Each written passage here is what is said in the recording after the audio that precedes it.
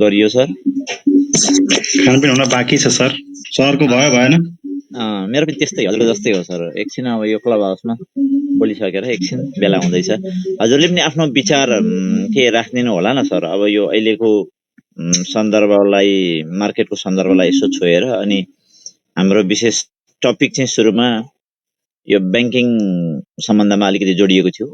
Bonus र क्यासको त्यो versus के छ त, बोनस भर्सेस क्यास डिभिडेन्डको कुराहरू, अनि अहिलेको मार्केटको चाहिँ सिनारियो अनि हाम्रो प्रवृत्ति, यी सबै कुरालाई जोडेर केही कुरा राखौँ sir. Please over to you. धन्यवाद छ सर। अब सबभन्दा पहिला म पहिलो टपिकमै छिर्न चाहन्छु।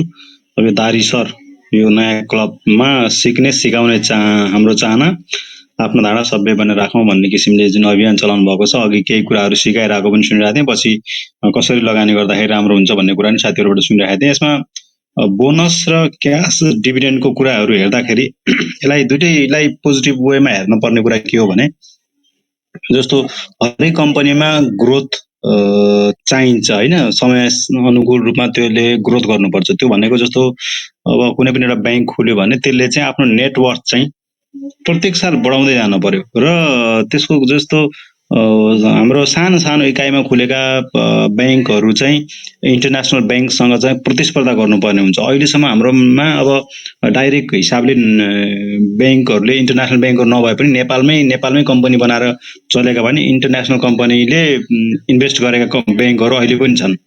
भोलि हामी इन्टरनेसनल मार्केटमा जानको लागि, जस्तो अब नेपालको ठुलो रेमिटान्स आउँछ दुबईबाट होइन, कतारबाट, कोरियाबाट, त्यहाँ नेपाली ब्याङ्कहरूको प्रेजेन्स चाहियो, उपस्थिति चाहियो। त्यहाँ ब्रान्च खोल्नु पर्यो भने ठुलो क्यापिटल लाग्छ होइन। त्यो ठुलो क्यापिटल त्यहाँको नियामक निकायबाट स्वीकृति लिनलाई जति क्यापिटल चाहिन्छ त्यो क्यापिटल राखेर पनि हाम्रो ब्याङ्क खोल्न सक्ने क्यापेसिटी बनाउनलाई चाहिँ हाम्रा कम्पनीहरूले पेडअप बढाउनै पर्छ, रिजर्भ बढाउनै पर्छ होइन। त्यो पेडअप बढाउनको लागि त बोनस दिनै पर्छ, त्यो एउटा चाहिँ अनिवार्य शर्त हो। तर पेडअप बढाइरहँदाखेरि चाहिँ अब खाने मुख चाहिँ बढ्छ होइन। त्यो अनुसारको कम्पनीले चाहिँ इन्कम बढाउने प्लानिङ गरेको छ कि छैन, त्यसमा एकदमै राम्रोसँग ध्यान दिनुपर्ने हुन्छ। जस्तो अहिले नर्मली हेर्दाखेरि ब्याङ्कहरूले चाहिँ जति पनि बोनस दिइराखेका छन्, अघिल्लो सालको इपिएसलाई चाहिँ सकभर चाहिँ मिट गर्ने किसिमले चाहिँ कोसिस गरेको देखिन्छ। तर त्यही कुरा अरू कम्पनीमा देखिन्न। जस्तो तपाईँले फिनान्समा हेर्नुभयो अथवा हाइड्रोमा हेर्नुभयो भने जुन ढङ्गले बोनस दिए नेक्स्ट इयर तिनीहरूको इपिएस एकदमै घटेर गएको देखिन्छ कि। त्यसले गर्दाखेरि त्यो कम्पनीको, इन्डिभिजुअल कम्पनीको चाहिँ योजना के हो भन्ने कुरामा पनि भर पर्ने कुरा हो यो होइन। तर इन्टरनेसनल हिसाबले प्रतिस्पर्धामा जानको लागि थप काम गर्नु, जस्तो अब एउटा हाइड्रो प्रोजेक्ट खुल्यो, उसले 25 मेगावाटको हाइड्रो पावर बनायो। अब त्यही 25 मेगावाटको हाइड्रो पावर मात्रै कुरेर बस्यो भने त्यो 35 वर्षमा त त्यो गभर्मेन्टको हुन्छ त्यो हाइड्रो प्रोजेक्ट होइन।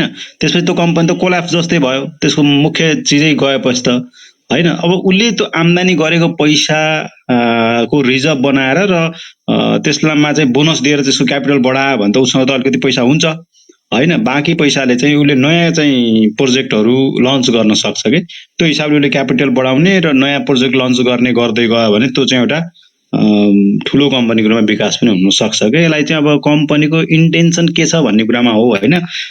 तर डिभिडेन्डको रूपमा चाहिँ क्यास डिभिडेन्ड दियो भने चाहिँ त्यो चाहिँ लङ रनको हिसाबले हेर्दाखेरि, जस्तो अब म सामान्य एउटा इक्जाम्पल तपाईँहरूलाई दिन्छु। जस्तो एउटा ग्लोबल आइएमई ब्याङ्क भन्ने छ अहिले हामीसँग होइन, 300 का आसपासमा उसको सेयर मूल्य छ। अब उसले हरेक वर्ष 10% बोनस दियो भने अब उसको किता त बढ्दै जान्छ।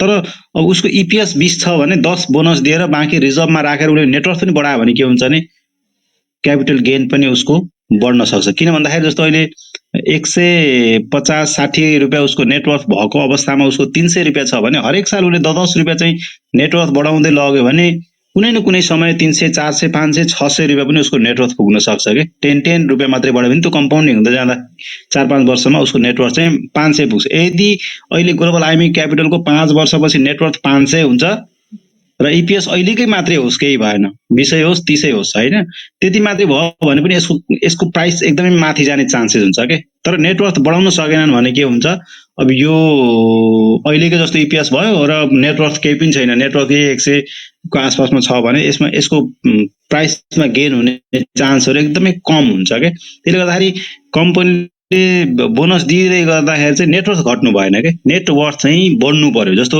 10% बोनस दिएको छ भने 10% उसको नेटवर्थ पनि बढेको हुनु पर्यो के। अनि इपिएस चाहिँ मेन्टेन गर्नु पर्यो, कमसेकम बढोस् तर इपिएस नघटोस् के बोनस दिइरहँदाखेरि। त्यो कुरा ध्यान दिएर कम्पनीले गर्यो भने त्यो कम्पनी अत्यन्तै उपयुक्त कम्पनी हुन्छ, लगानी गर्नको लागि राम्रो हुन्छ। र अहिले त कस्तो छ भने त्यो एकदम त्यो कर तिर्ने पैसा पनि सर्वसाधारणले हाल्नुपर्ने स्थितिमा चाहिँ कतिपयले बोनस दिइराखेका छन्। त्यति हतार किन त नि क्यापिटल बढाउन? फेरि त्यस्तो बिजनेस क्यापिटलकै कारणले बिजनेस रोकेको अवस्था हो होइन होइन, त्यो त त्यति कम्पनीहरूले त्यति पुष्टि हुने कुराहरू दिइराखेका छैनन्। अब कमसेकम जस्तो मैले इन्भेस्ट गरेपछि त केही न केही रिटर्न आयो, त्यसले चाहिँ मेरो भनौँ न एउटा इयरली खर्चहरू म्यानेज गर्नको लागि, अथवा मलाई मैले नेबिल ब्याङ्कमा लगानी गरेँ, त्यसबाट आएको क्यापिटलले मलाई अर्को सिद्धार्थ ब्याङ्कमा पनि थोरै सेयर किन्ने इच्छा छ भने त मैले क्यास भयो भने पो किन्न सक्छु त। बोनस दिएर प्राइस समायोजन भएपछि त मैले कुर्नु पर्ने भयो फेरि होइन। त्यस्ता जटिलताहरू पनि छन् होइन। त्यसको हिसाबले चाहिँ क्यासहरू पनि भयो भने चाहिँ राम्रो हुन्छ होइन, लङ रनको हिसाबले। यसलाई चाहिँ कम्पनीको त्यो जुन सञ्चालकको नियतमा फरक पर्ने कुरा हो कि, उसको नियत सही छ भने बोनस दिए पनि क्यास दिए पनि लङ रनमा लगानीकर्तालाई फाइदै हुन्छ होइन। तर अब हाम्रो एक दुईवटा हाइड्रो पावरहरूले के गरे भने 2-3 वर्षमा डिभिडेन्ड नदिने अनि रिजर्भ एकदम बढाएर राख्ने, एकैपटक 36%, 40% बोनस दिने। त्यो बोनस घोषणा गरेपछि जुन प्राइस हाइक गराएर मार्केटमा आफ्नो चाहिँ सेयर बेचेर निस्कने। अब अहिले त्यो कम्पनीको प्राइस चाहिँ त्यति बेला बढेर 1200-1500 पुग्छ। त्यो चाहिँ 36% बोनस, 200% हकप्रद भनेर मार्केटमा प्राइस हाइक गरेर सबै आफन्तका सेयर जति सबै बेचेर खाली गरिदिने। अब सम्पूर्ण सेयर बेचिसकेपछि अब त्यसको कुनै नयाँ कुरा केही छैन कि। अब नेक्स्ट इयरको इपिएस त्यसको त 6 पनि छैन है, 5-6 इपिएस आएपछि त उसले बोनस त त्यति पनि दिन सक्दैन भनेपछि त्यस्तो चिज त होल्ड गरेर बस्ने कुरा भएन नि त। अनि सबैले बेच्दै जाँदा के हुन्छ, त्यसको प्राइस फेरि 200-150 मा आउँछ के। यस्तो खालको अभ्यास चाहिँ हाम्रो मार्केटमा भइराखेको छ होइन। यो काम चाहिँ अलिकति कसले रोक्ने हो? खै धितोपत्र बोर्डले रोक्ने हो कि विद्युत नियमन आयोगले रोक्ने हो कि अथवा कसले रोक्ने होइन? यस्तो पोलिसी बनाएर अब कन्ट्रोल गर्नुपर्ने हुन्छ। अब सबै कुरा कन्ट्रोल गर्दा पनि अब हामी साथीहरू नै क्लब हाउसमा आएर चिच्याउँछौँ यो त स्वतन्त्र मार्केट हो, राज्यले हस्तक्षेप गर्नुहुन्न भन्छन्। तर यस्तो खेल जानी जानी खेलिराखेका छन् होइन, मान्छेलाई चाहिँ बदमासी गरिराखेका छन्। यो चाहिँ राम्रो पनि होइन, यसले चाहिँ एकदमै नेगेटिभ इम्प्याक्ट गर्छ होइन। जेसुकै भए पनि समग्र मुलुकका नागरिकले मुलुकमा चलिरहेका कम्पनीको बेनिफिट पाउनको लागि त सेयर होल्डर बन्नै पर्छ, त्यसबाट आएको डिभिडेन्डमा पार्टिसिपेसन हुनै पर्छ। त्यसबाट फाइदा भयो भने मात्रै आम रूपमा समग्र विकास हुन सक्ने हो क्या। त्यो चाहिँ त्यतापट्टि चाहिँ त्यति धेरै ध्यान दिएको देखिँदैन होइन। राज्यले पनि अब पोलिसी बनाउन, त्यसमा एक्सन लिएर काम गर्न धेरै कुरा बाँकी छ होइन। त्यसमा हामीले बिस्तारै सकारात्मक हिसाबले जनचेतना हुँदै जाओस् भन्ने हामीले अपेक्षा गर्न सक्छौँ। यो डिभिडेन्ड र बोनसको सवालमा चाहिँ ओम प्रकाश सरले भनेको कुरामा मेरो अब्जर्भेसन के हो भने, इन्टेन्सन ठिक छ भने दुईटै बिल्कुल ठिक छ। अहिले चाहिँ हाम्रा कतिपय कम्पनीहरूको इन्टेन्सन ठिक नहुँदाखेरि त्यसले इपिएस मेन्टेन गर्न नसकेको होइन, अथवा अघिल्लो वर्ष 40 बोनस दिएकोले अर्को वर्ष 4 पनि दिन नसके, यस्ता चिज चाहिँ यो एकदम फ्लक्चुएसन हिसाबले जुन ढङ्गले काम भइरहेको छ यो चाहिँ अत्यन्तै दुर्भाग्यपूर्ण छ। बजारकै लागि चाहिँ यो नकारात्मक कुरा हो है। यो कुरा चाहिँ मेरो हो। अर्को कुरा चाहिँ यो मार्केटमा चाहिँ जस्तो अहिले देखिरहेको कुराहरूमा अब हामीले के गरिरहेका छौँ, मार्केट हामी यति धेरै छलफल बहस गर्छौँ, हरेक चिजलाई लिएर मार्केटमा जोडिरहेका छौँ कि हामीले होइन। त्यसको मार्केटसँग सम्बन्ध छ कि छैन भन्ने कुरा पनि एकदमै सोच्दै नसोच्दै अझ भएन भनेर मिडियाका साथीहरूले यो काम गरिराख्नु भएको छ, दुर्भाग्यपूर्ण लाग्छ कि होइन। जस्तो अब युक्रेन युद्ध भयो, नेपालको सेयर मार्केटसँग त्यसको केही रिलेसन हुनुपर्ने कारण छैन। किन भन्दाखेरि नेपालमा जुन लिस्टेड कम्पनीहरू छन् तिनीहरूको व्यापार युक्रेन र रसियासँग छ कि छैन। यदि नेपाल आयल निगम हाम्रो स्टक मार्केटमा जोडिएको हुन्थ्यो अथवा लिस्टेड हुन्थ्यो भने अब नेपाल बाहिर प्राइस बढ्यो, अब यसले यहाँ लोकल मार्केटमा प्राइस बढाउन सक्दैन, अब यो कम्पनी घाटामा जान्छ भन्ने किसिमको भएदेखि नेपाल आयल निगमको स्टकको सेयर चाहिँ घट्न सक्थ्यो कि। तर समग्र अब ब्याङ्किङ सेक्टर घटिराखेको छ, हाम्रा ब्याङ्कहरूले त्यहाँ इन्भेस्ट गराएन छैनन् होइन। यस्ता कुराहरू चाहिँ एकदम लगेर जोड दिने कि जहाँ त्यहीँ जोड दिने। अनि अब एक दिन बजार बढ्यो, यो कारणले बढ्यो भने 4-5 वटा लिस्ट आयो, सेकेन्ड डे घट्यो, ती जो कारण देखाइएको थियो त्यसमा त कुनै बदलाव आएकै छैन, मार्केट घटिराखेको छ। हैन, त्यसको त कुनै रिलेसनै छैन नि। मार्केटको एउटा गहन ढङ्गले अध्ययन गर्ने, त्यो जस्तो अहिले चाहिएको कुरा के छ मार्केटमा भने, मेन प्रब्लम भनेको जुन 4-12 को क्याप आयो, त्यसले जसलाई ठुलो क्वान्टिटीमा सेयर बेच्न बाध्य बनाएको छ त्यो पोलिसीले, ती मानिसले सेयर बेचेर भ्याए कि भ्याएनन् भन्ने कुरा अहिलेसम्म कुनै पनि मिडियाले ल्याउन सकेको छैन। जति बेला 4-12 क्याप आयो त्यति बेला 6 जनाले अर्ब माथि ल्याएछन् हैन, यति जनाले 20 करोड भन्दा माथि ल्याएछन् भनेर जुन लिस्ट आएको थियो, ती मानिसहरूले बैंकको चाहिँ पोलिसी अन्तर्गत 4-12 को नीति अन्तर्गत 4-12 को पोलिसीकोलाई अनुकूल हुने गरी आफ्नो सेयर बेचेर भ्याए कि भ्याएनन्, त्यो ऋण एडजस्ट गरे कि गरेनन् भन्ने कुरा न्युजमा आएको छैन क्या। अहिले मोटामोटी हाम्रो इन्डेक्सलाई ठुलो इम्प्याक्ट गर्ने भनेको कमर्सियल बैंकको जुन फल भयो, त्यो फलले चाहिँ इन्डेक्स चाहिँ एकदमै ढङ्गले बढ्न सकिरहेका छैन। अब केही कम्पनी छन्, अब अहिले पनि पी रेसियो 50 भन्दा माथिका कम्पनीहरू छन्, ती कम्पनीहरू त अझै पनि घट्लान्, त्यसमा केही भन्न सकिन्न हैन। तर जुन कम्पनीको पी रेसियो नै 15 भन्दा तल छन्, ती कम्पनीमा पनि प्राइस फल देखिनु भनेको चाहिँ सप्लाई छ हैन, ती बाध्यात्मक रूपमा जुन सप्लाई गर्नुपर्ने स्थिति छ, त्यो कारणले गर्दाखेरि प्राइसमा इम्प्याक्ट परेको छ। तर त्यो कुरामा चाहिँ हाम्रो मिडियाहरूले चासो दिएको हेरेको देखिन्न के। र अर्को अब तेस्रो पक्ष मैले भन्न खोजेको चाहिँ जस्तो यो टेक्निकल एनालाइसिसहरू हामीले जति पनि सार्वजनिक मिडियाहरूमा हैन, फेसबुकमा, युट्युबमा, यही क्लब हाउसमा पनि टिप्पणीहरू सुन्छौँ। कतिपय एक्सपर्ट साथीहरू पनि आउनुहुन्छ हैन, आफ्नो उहाँले भ्युज राख्नुहुन्छ। अब कतिपय साथीहरू चाहिँ एकदम बिल्कुल नयाँ हुनुहुन्छ, उहाँहरूले पनि त्यसको विषयमा टिप्पणी गरिराख्नु भएको हुन्छ कि हो, उहाँ या त उहाँले भन्नु पर्यो कि म एकदमै नयाँ छु, सिकारु छु, अथवा मैले गरेको अध्ययन चाहिँमा पूर्णता छैन भन्ने किसिमले राखेर गर्नु पर्यो हैन। होइन भने यतिकै टिप्पणी गर्नु भएन कि। जस्तो अब लङ टर्म इन्भेस्ट गर्ने मान्छेले त आरएसआई हेर्ने हो भने त कमसेकम मन्थली क्यान्डल लगाएर हेर्नु पर्यो कि। आरएसआई हेर्दाखेरि लङ रनमा जाने हो, म 5 वर्ष लगानी गर्छु भन्ने हो भने, अब डेली ट्रेड गर्नेको हिसाबले मात्रै हेर्ने उसले डेली क्यान्डल हेर्नु पर्यो हैन। यस्ता कुराहरू हुन्छन् के। अब त्यो हेर्दै नहेरी जे पात्यै ढङ्गले चाहिँ जुन ढङ्गले व्याख्या भइराखेको छ, त्यो चाहिँ दुर्भाग्यपूर्ण छ हैन। अब जस्तो अब लङ रनको लागि कतिपय अहिले पनि स्टकहरू अझै पनि झर्ने खालको देखिन्छ, मन्थली क्यान्डलमाहरू हेऱ्यौँ भने त्यसको चाहिँ अझै पनि झर्ने देखिन्छ। तर डेलीबाट हेऱ्यौँ भने कतिपय स्टकहरू चाहिँ अब बटममा पुगिसकेको देखिन्छ के। त्यो अलग अलग दृष्टिकोणले हेर्ने कुरा हो के। अब त्यसको रणनीतिमा त्यति हामी अभ्यस्त भइसकेका छौँ। हामीलाई त के हो भने अब अझै अहिले त बरु त्यस्तो सुनिँदैन। जति बेला बजार पिक भइराखेको थियो त्यति बेला चाहिँ जस्तो मैले आइतबार सेयर किनेको 4 दिन भइसक्यो अझैसम्म बढ्या छैन भनेर लेखेको नि फेसबुकमा देखिन्थ्यो कि। हाम्रो नेपालको कम्पनीहरूले 1 वर्षमा डिभिडेन्ड दिने हो, त्यो पनि 20% को आसपासमा मात्रै हैन। भनेको 300 रुपियाँमा किनेको कम्पनीले डिभिडेन्ड दिने भनेको 20% भनेको जम्मा 20 रुपियाँ जस्तो हो नि त। 300 मा किनेको कम्पनीले डिभिडेन्ड दिने भनेको 20 रुपियाँ जस्तो हो नि त, 20% भने त हिसाबले हेर्दाखेरि त।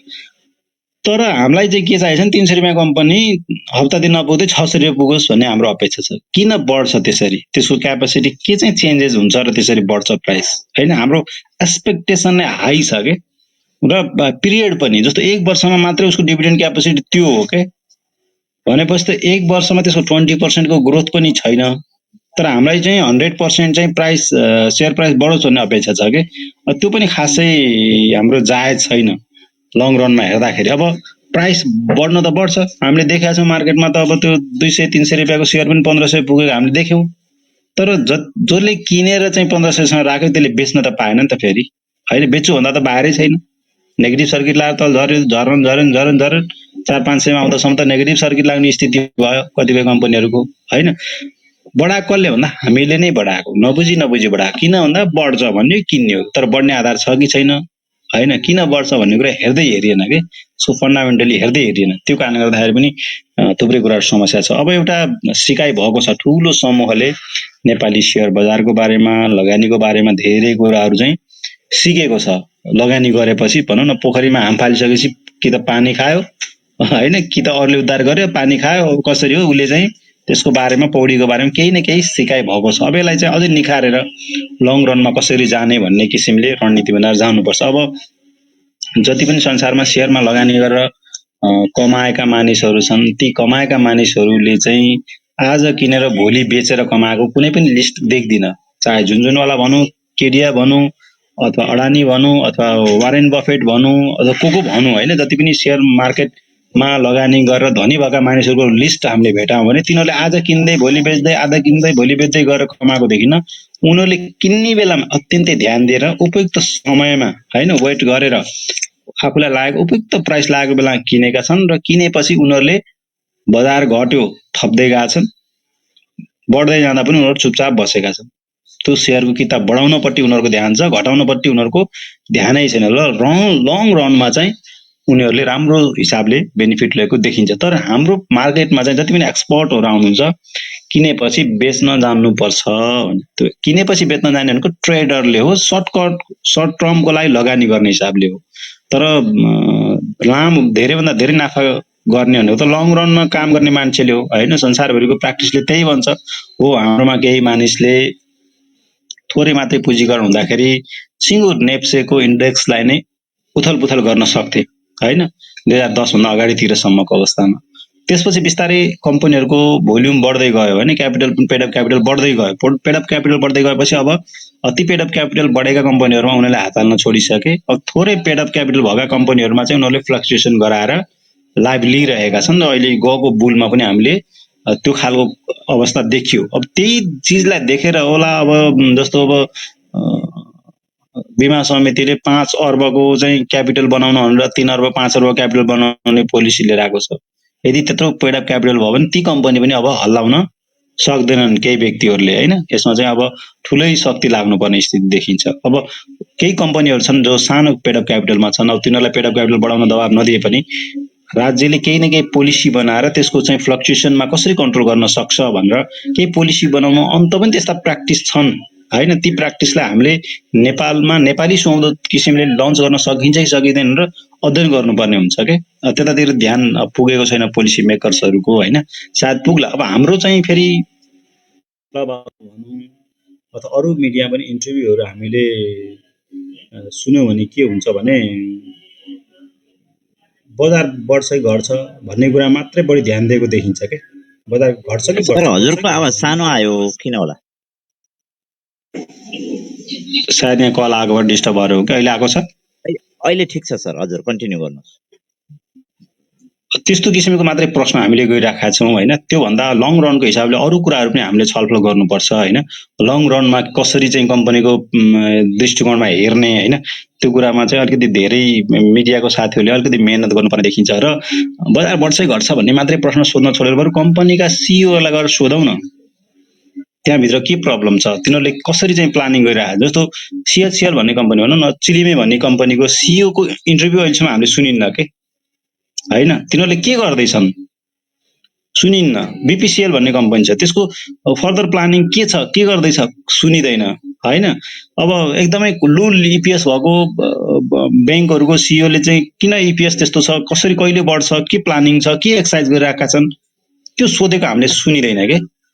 त्यो चिज आयो भने चाहिँ तिनीहरूको प्लानको बारेमा फर्दर एक्सनको बारेमा हामीलाई थाहा हुन्छ। जस्तो अघि यहाँ एचडिएलको कुरा पनि आयो। एचडिएल लगातार बम्पर बोनस दिइराखेको छ। त्यसको के फर्दर सधैँ चाहिँ 70%, 80%, 100% दिन सक्ने क्यापेसिटी हुन्छ त हुन्छ कि हुँदैन? त्यो कुरा चाहिँ त्यहाँको सिइओहरूसँग हामीले कम्युनिकेसन गर्न सक्नुपर्छ कि सोध्नुपर्छ मिडियाले, र हामीलाई त्यो कुरा थाहा हुन्छ। त्यो कुरा हाम्रो प्र्याक्टिसमा भएन। त्यसले गर्दा हामी चाहिँ कुहिरोको काग भन्छ नि त्यस्तो खालको इपिएस छ। अब भन्न अब अहिले आएर कतिपय मिडियाको म देख्छु कि फलानो कम्पनीको आम्दानी वात्तै बढ्यो भने हुन्छ, तर इपिएस चाहिँ उसको 4 हुन्छ के। इपिएस 4 छ, उसको 3 थियो 4 इपिएस भयो। हो बढ्नेको त प्रतिशत हेर्दा त ठुलै प्रतिशत होला, तर त्यो 4% इपिएस 4 इपिएस ल्याउने कम्पनीमा इन्भेस्ट गर्नको लागि त उपयुक्त छैन नि। त्यसले वात्तै बढ्यो भनेर शीर्षक दिनुपर्ने त्यस्तो ठुलो चाहिँ ध्यानाकर्षित गर्नुपर्ने जरुरी छैन। तर के हुन्छ नि त्यहाँ भएको साथीहरू पनि इन्भेस्टर छन् होइन, लगानीकर्ताहरू त्यहाँका मिडिया चलाउने पनि इन्भेस्टर छन्, न्युज लेख्ने पनि इन्भेस्टर छन्। उनीहरूको केही इन्टेन्सन होला होइन, त्यस्ता कुरा धेरैहरू छन् के। अब मैले हिजोको अस्ति एउटा कम्पनीको इपिएस चाहिँ 21बाट 20 भएछ, वात्तै आम्दानी घट्यो भन्ने किसिमका न्युजहरू आइराखेको छ के। अब त्यो कम्पनीको रिजर्भ राम्रो छ, सबै कुरा राम्रो छ, इपिएस यो अघिल्लो थर्ड क्वार्टरको र यो थर्ड क्वार्टरको तुलना गर्दा 1% घट्दाखेरि वात्तै घट्छ कि के हुन्छ त्यसको इक्जाम्पल? 21बाट 11 झरेको भए वात्तै हुन्थ्यो होला हैन? 21बाट चाहिँ 20मा आउँदाखेरि कसरी वात्तै हुन्छ हैन? यस्ता खालका शब्दको प्रयोगले पनि हामीलाई कुइराको काग बनाएको हुन्छ हैन? अब अहिले चाहिँ कतिपय मिडियाले चाहिँ राम्रो डाटाहरू पनि दिइराखेका छन् हैन? फ्रीमा पनि कतिपय डाटाहरू हेर्न मिल्ने ढङ्गले वेबसाइटहरू आइराखेका छन्। कतिपय साथीहरूले आफै पनि पहल गर्नुभएको छ, जस्तो दारी सर भनेर जुन यो सुरु भएको छ, यसमा पनि एउटा चाहिँ पोजिटिभ हिसाबले उहाँहरूले चाहिँ अभियान सुरु गर्नुभएको छ। सायद यस्ता कुराहरूले चाहिँ हामीलाई लङ रनको लागि लगानी गर्न चाहिँ प्रेरित गर्छ होला। मेरो चाहिँ छोटो दृष्टिकोण चाहिँ अन्तिममा के भन्छु भने सारांश चाहिँ मैले कुनै कम्पनी उपयुक्त 400 रुपियाँमा उपयुक्त लाग्यो र किने। मेरो दृष्टिकोणमा 400 रुपियाँमा अहिले किने कम्पनीले मैले 5 वर्ष पाल्दा त्यसको किता पनि 2 गुणा हुन्छ र त्यो 5 वर्षको पिरियडमा कुनै न कुनै बुल टाइममा प्राइस पनि 2 गुणा हुन्छ भनेको अहिले 400 किनेको कम्पनी 800 पनि प्राइस पुग्छ र त्यो बेच्ने बेला मेरो 2 गुणा किताब पनि हुन्छ। यस्तो विश्वास लिएर मैले एउटा कम्पनी चाहिँ रिसर्च गरेर किने भने 400 रुपियाँबाट 300 रुपियाँमा प्राइस झर्यो भने चाहिँ मैले बेचेर हिँड्ने नि के। मैले भएको पैसाले बरु मसँग 1000 किताब छ भने 100 किताब थप्न सकिन्छ भने 100 किताब थप्ने हो के। त्यो 1000 किताब बेचेर भाग्ने होइन। र लङ रनमा जित्नको लागि चाहिँ के हो भने जस्तो मैले हरेक वर्ष मैले अब यो वर्ष 1000 किताब टार्गेट गरेको छु भने नेक्स्ट इयर मैले 2000 किताब पुर्याउनु पर्यो, थर्ड इयर 3000 किताब पुर्याउनु पर्यो, 20 वर्षमा कम्तीमा मैले 20000 किताब पुर्याउँछु भन्ने टार्गेट हुनु पर्यो हैन। अब होला सक्ने मान्छेले यो वर्ष 1 लाख, अर्को वर्ष 2 लाख हैन, त्यसरी बढाउँदै जालान्। अब कसैले मैले यो साल 10 किताब किने, अर्को साल 20 किताब बनाउँछु, अर्को साल 30 किताब बनाउँछु भन्ने पनि टार्गेट होला हैन। आफ्नो टार्गेट आफ्नो क्षमता अनुसार चाहिँ किताब बढाएर एउटा चाहिँ निश्चित पिरियडमा आफू रिटायर्ड हुने टाइममा, जस्तो म 40 वर्षको छु, मलाई 60 वर्षको उमेरमा चाहिँ रिटायर्ड हुनु छ भने मैले कति किताब पुर्याउँदाखेरि त्यसबाट दिने औसत भनेको त नेपालको डिभिडेन्डको क्यापासिटी त 20% आसपास हो हैन। 20000 किताब हो भने त्यसले दिने डिभिडेन्डले मलाई चाहिँ मेरो दैनिक खर्च चल्छ कि चल्दैन त्यो बेलामा म रिटायर्ड भएर बस्दाखेरि पनि। त्यस्तो खालको प्लानिङ गरेर इन्भेस्ट गर्यो भने पनि त्यसले लङ रनमा राम्रै कुरा दिन्छ। अब त्यति गर्दा गर्दै पनि कम्पनीहरूको अपडेट चाहिँ हेर्नुपर्छ के। जस्तो कतिपय राम्रा कम्पनी जस्तो हरिसिद्धि टायल हैन डुब्यो, के गर्ने, बन्द भयो कम्पनी, फ्रिज भयो हाम्रो सेयरहरू हैन। त्यस्ता धेरै कम्पनीहरू छन् जुन कुनै पनि बेला गरेर अलि अस्ति मात्रै एउटा चिनी मिल हैन रघुपति हो कि कौनसा एउटा यो तराईको एउटा चिनी मिल पनि डुब्यो, बन्द भयो हैन। त्यस्ता कुराहरू हुन्छ। त्यसले गर्दाखेरि कस्तो छ कम्पनीको कन्डिसन भन्ने कुरा चाहिँ अलिकति चनाखो चाहिँ हुनै पर्छ हैन।